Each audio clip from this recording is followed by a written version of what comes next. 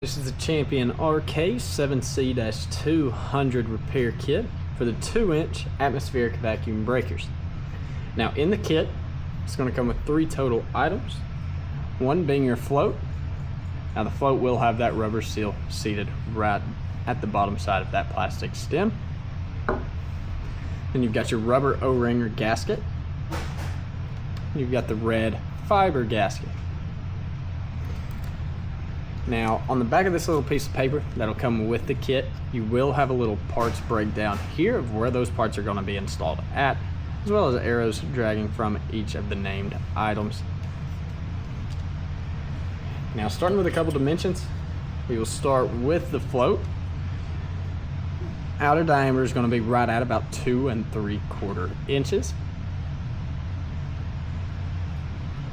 And then total height, it's going to measure right at, looks to be right at about 2.5, maybe a little less.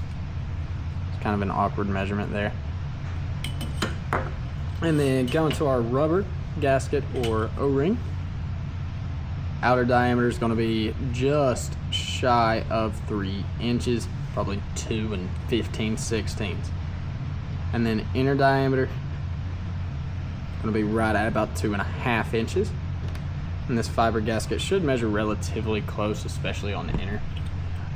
So inner diameter, starting with that's going to measure right at about 2 7/8. And then outer diameter, it's going to put us right at about 3 1/4 inches. And once again, this is the Champion RK-7C-200 atmospheric vacuum breaker repair kit.